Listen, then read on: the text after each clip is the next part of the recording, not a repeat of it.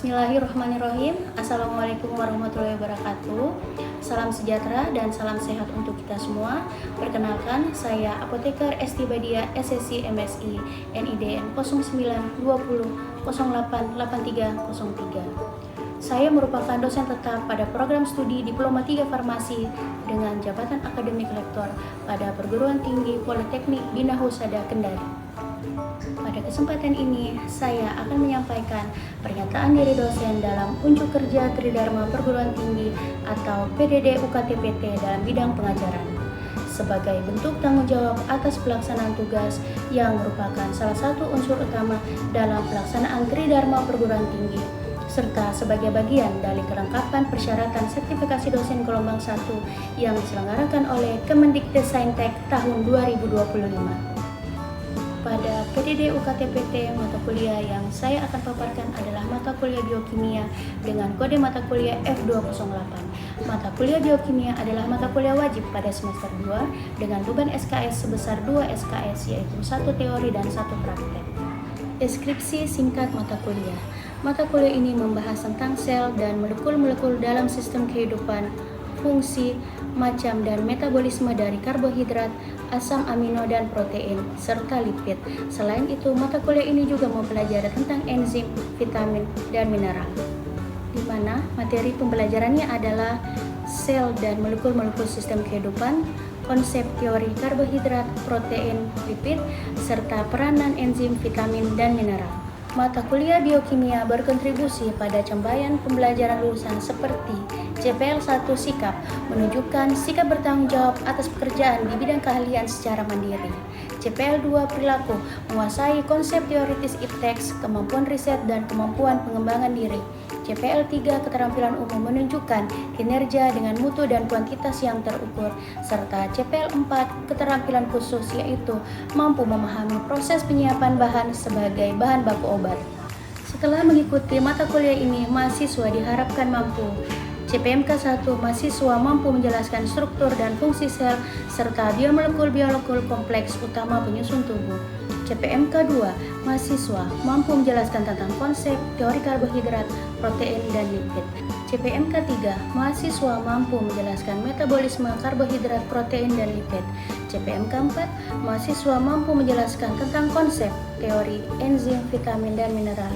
Serta CPMK 5, mahasiswa mampu menjelaskan tentang peranan enzim, vitamin, dan mineral dalam proses metabolisme. Metode penyampaian mata kuliah dengan menggunakan pendekatan Delivery, Interaction, dan Assessment atau DIA. Delivery, sistem pembelajaran diselenggarakan secara blended learning, yaitu secara tatap muka langsung di kelas dan secara daring melalui e-learning resmi Polbinhus yang dapat diakses langsung oleh mahasiswa, yaitu polbinhus.ac.id, di mana mahasiswa dapat mengakses langsung materi bahan ajar perkuliahan, dapat mengunduh rencana pembelajaran semester, serta dapat mengunggah tugasnya secara online. Interaction. Dalam pelaksanaan tugas pengajaran di program studi D3 Farmasi, saya menerapkan metode pembelajaran yang berpusat pada mahasiswa dengan mengutamakan keaktifan, keterlibatan, dan pemahaman yang aplikatif. Untuk membangun interaksi yang efektif dengan mahasiswa dengan cara mendorong partisipasi aktif mahasiswa, penyampaian pendapat oleh mahasiswa melalui sesi tanya jawab, studi kasus sesuai dengan karakteristik mata kuliah, dan dosen memfasilitasi diskusi kelas yang terarah, serta pemberian motivasi kepada mahasiswa. Media pembelajaran yang saya gunakan pada proses pembelajaran mata kuliah biokimia meliputi kontrak perkuliahan, RPS dalam bentuk PowerPoint, dan materi bahan ajar yang didukung dari sumber belajar yang terkini serta relevan dengan menggunakan buku ajar dan e-book. Assessment atau aspek penilaian. Aspek yang dinilai adalah kehadiran, di mana indikator penilaian adalah kehadiran dengan bobot 10%. Kemudian keaktifan dan partisipasi mahasiswa, di mana indikator penilaiannya berupa keterlibatan dalam diskusi dan tanya jawab dengan persentase bobot sebesar 10%. Kemudian aspek yang dinilai adalah penugasan dan atau kuis, di mana indikator penilaian yaitu ketepatan konsep, kerapian, dan ketepatan waktu pengumpulan tugas, di mana bobot adalah sebesar 20%. Aspek yang dinilai berikutnya adalah ujian akhir semester, di mana indikator penilaian adalah pemahaman, konsep, dan aplikasi dengan bobot sebesar 30% dan nilai akhir semua penilaian adalah 100%. Asesmen atau penilaian disesuaikan dengan capaian pembelajaran untuk memastikan seluruh capaian pembelajaran mata kuliah dapat terukur secara objektif dan transparan sebagai bagian dari peningkatan kualitas pembelajaran. Melalui cuplikan video pembelajaran yang akan disampaikan berikut ini, akan kami tunjukkan bagaimana penyampaian materi kuliah, membangun interaksi dengan mahasiswa, dan penilaian pembelajaran secara objektif berdasarkan rencana pembelajaran semester.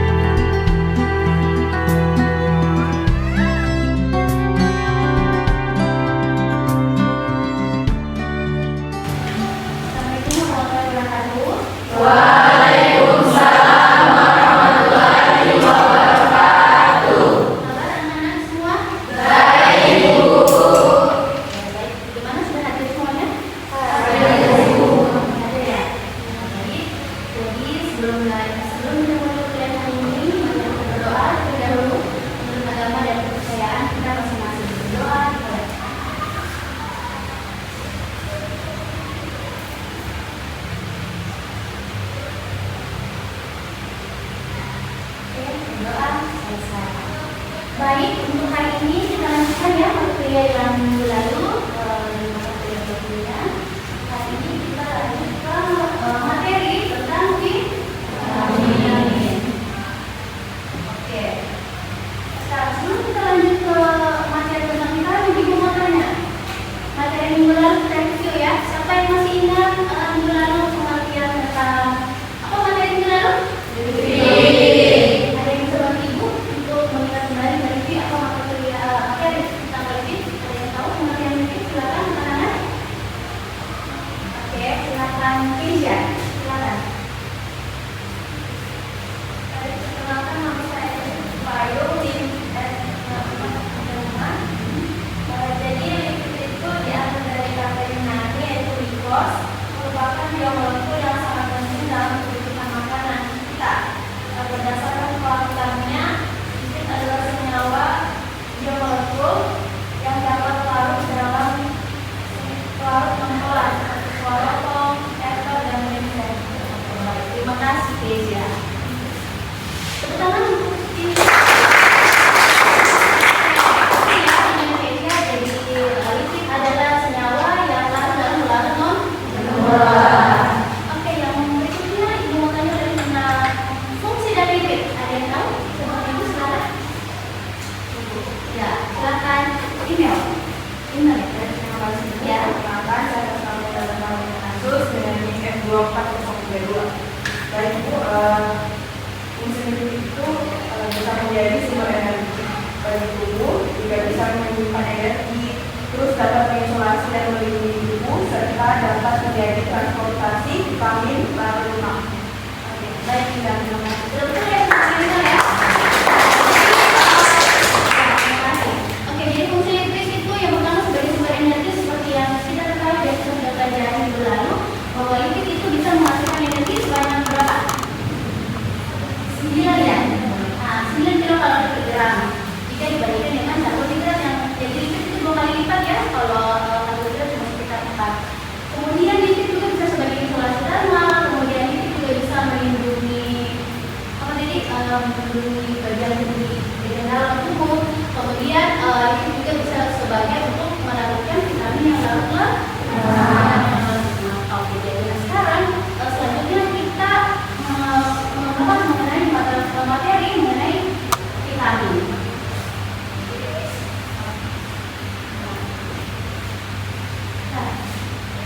Sekarang kita mengenai vitamin. Jadi ada yang terbantu silakan dibacakan. Ya. Nah sekarang ada yang bisa bantu ibu? Silakan dibacakan. Siapa yang bisa bantu? Ya, silakan Aziza. Kami merupakan salah satu asupan yang harus dipenuhi bagi mendukung sistem pertahanan tubuh. Ada vitamin D sebagai koenzim biasanya tidak tersintesis dalam tubuh kita dapat disintesis oleh baik dan tubuh sehingga harus diperoleh dari makanan. Oke, baik, terima kasih Aziza. Jadi vitamin merupakan salah satu asupan yang harus dipenuhi ya oleh tubuh. Kemudian vitamin adalah mikronutrien. Mikronutrien apa artinya, anak-anak? Ya, jadi nutrisi yang dibutuhkan oleh tubuh dalam jumlah yang kecil. Kemudian vitamin merupakan koenzim. Apa lagi koenzim itu? Ya, membantu kerja enzim. Nah, membantu kerja enzim. Sebagai enzim sebagai apa? Biokatalisator atau katalisator. Jadi itu ya, vitamin adalah sebagai koenzim. Kemudian vitamin itu tidak dapat disintesis oleh tubuh pun kalau disintesis oleh tubuh dia dalam jumlah yang kecil atau tidak bisa mencukupi kebutuhan tubuh. Ini adalah sumber vitamin. Sumber vitamin apa saja?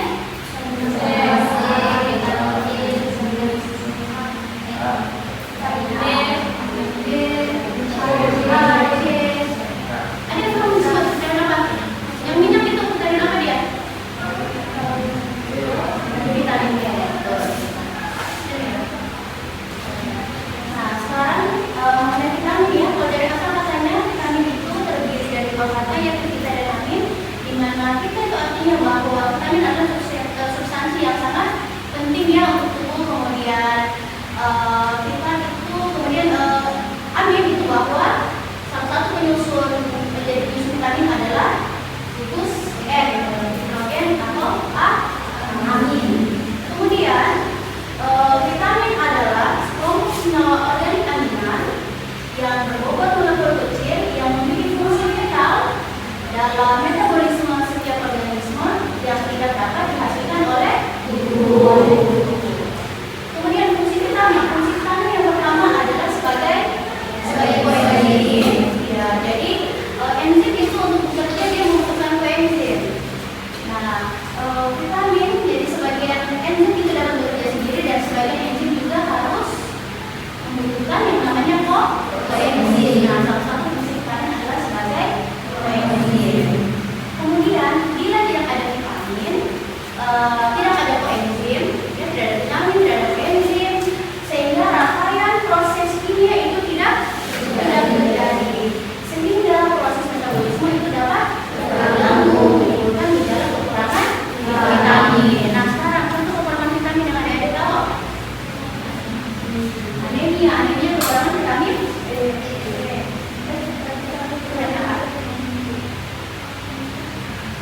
anemia vitamin B12. Apa B12? Sinonimnya? Cyanogalamin. Kemudian kira-kira apa lagi? Yang paling gampang sekali vitamin apa? Vitamin C. Vitamin C dapat menyebabkan kalau kekurangan vitamin C menyebabkan penyakit apa? Oke. Asal kekurangan vitamin A bisa menyebabkan penyakit apa? Kabur dalam mata ya. Nah, sekarang pembagian vitamin dari awal saya sudah jelaskan di kontrak perkuliahan. Jadi pembagian vitamin berdasarkan urutannya dibagi atas berapa? 2 golongan vitamin. Oke, vitamin apa saja? Vitamin yang larut dalam air dan vitamin yang larut dalam lemak. Vitamin yang larut dalam air apa saja? Boleh dibaca? Vitamin apa saja? Riboflavin. Riboflavin vitamin apa? Oke, riboflavin vitamin B2. Kemudian apa lagi? Niamin itu?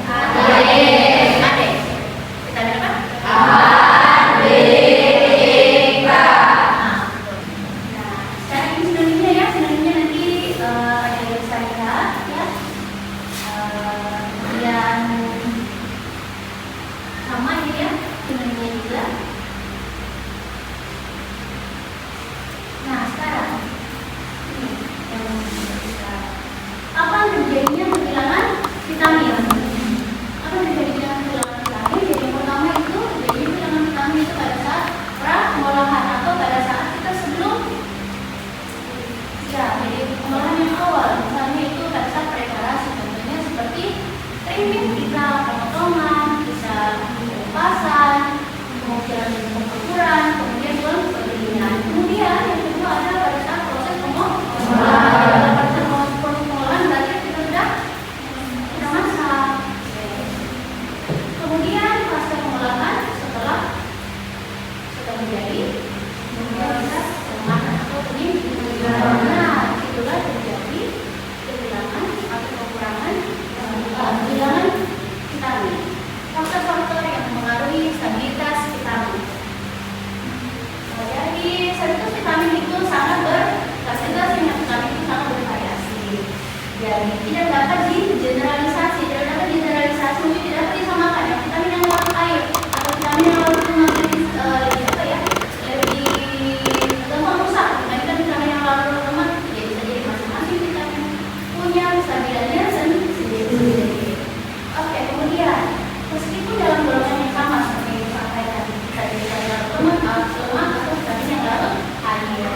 Kemudian yang kedua, faktor yang paling berpengaruh terhadap stabilitas vitamin adalah panas, terhadap air, kemudian pH dan cahaya. Ini dia. Jadi faktor-faktor yang mempengaruhi stabilitas vitamin yang pertama adalah temperatur itu apa? Suhu, kemudian moisture itu kelembapan, kemudian oksigen, kemudian apa lagi? Cahaya, kemudian pH, kemudian apa itu?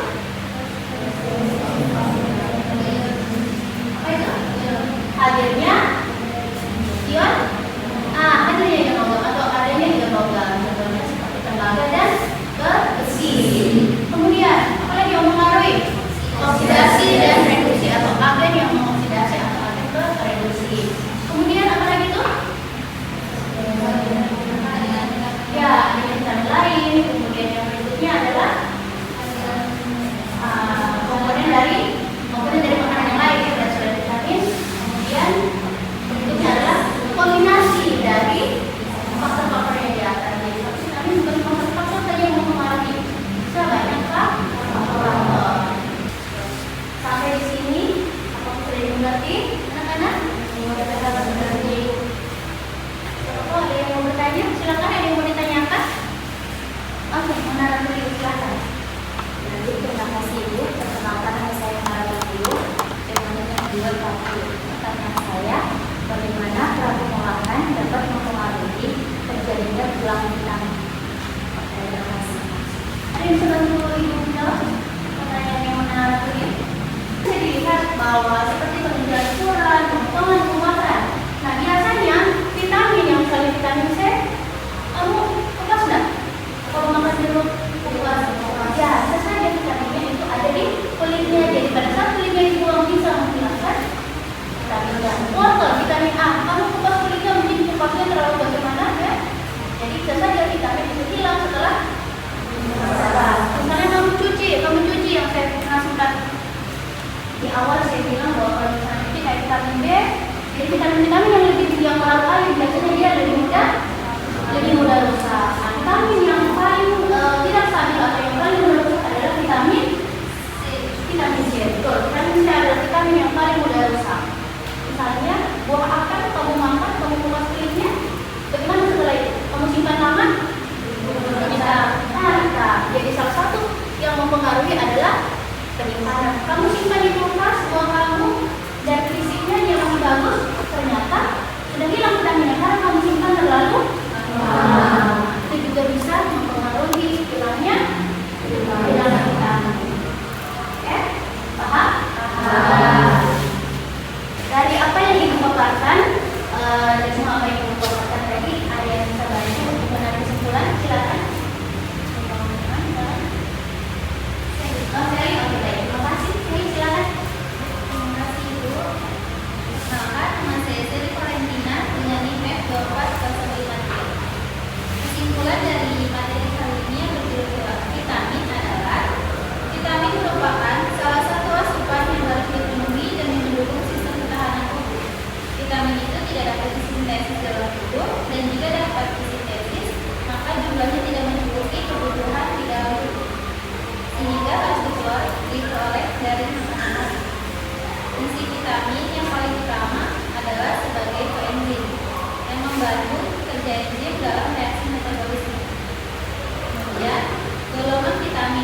golongan vitamin itu adalah dalam air yang terdiri dari riboflavin atau vitamin B2, tiamin, vitamin B1, biotin, niacin, asam pantotena, piridoksin atau vitamin B6, asam folat, vitamin C atau asam ascorbat, vitamin B12, cyanocobalamin.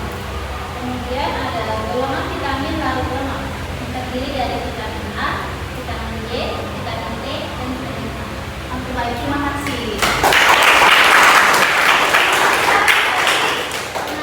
Nah, dari semua apa yang aku paparkan, harapnya semua ada yang bisa diingat ya. Jadi untuk materi hari ini Ibu rasa cukup dan Ibu akan memberikan tugasnya. Tugasnya itu kalau dicatat semuanya. Tugasnya adalah tugasnya akan dicatat dan teman-teman kita tadi semuanya tolong kalian cari bagaimana fungsi dari vitamin tersebut, kemudian berapa kebutuhan vitamin tersebut ya, per hari berapa butuhnya, misalnya vitamin C butuhnya berapa per hari, kemudian bagaimana fungsi sudah, apalagi kebutuhan sudah, kemudian sumber vitamin itu dari mana. Jadi kalau dikerjakan waktunya dikumpul minggu depan minimal 1 jam sebelum kita masuk perkuliahan. Baik, terima kasih dari semua anak-anak mahasiswa semua, terima kasih atas perhatiannya hari ini. Semoga kalian lebih semangat lagi, lebih termotivasi lagi ya. Kemudian lebih memperhatikan apa yang disampaikan oleh kalian, baik ibu atau mungkin biasanya tujuannya apa, biar kalian dapat kampus yang dari 0 kemudian bisa jadi 10 misalnya, atau kalau kita minimal 8. Baik, terima kasih atas perhatian hari ini. Semoga ada kesimpulan. Saya tutup dengan ucapan alhamdulillah rabbil alamin. Wabillahi taufiq wal hidayah. Wassalamualaikum warahmatullahi wabarakatuh. Waalaikumsalam warahmatullahi wabarakatuh. Terima kasih.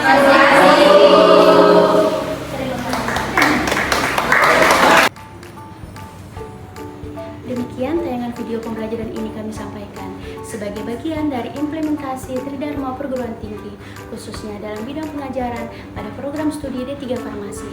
Semoga tayangan tersebut dapat menjadi gambaran bagaimana penyampaian pengajaran yang inovatif, terstruktur, serta pelaksanaan pembelajaran yang berpusat pada mahasiswa dengan mengutamakan keaktifan, keterlibatan, dan pemahaman yang aplikatif sebagai wujud komitmen untuk terus berkontribusi dalam meningkatkan kualitas pendidikan, pengembangan kompetensi mahasiswa, dan mendukung pencapaian standar kompetensi lulusan. Terima kasih atas perhatiannya. Wabillahi taufiq wal hidayah. Wassalamualaikum warahmatullahi wabarakatuh.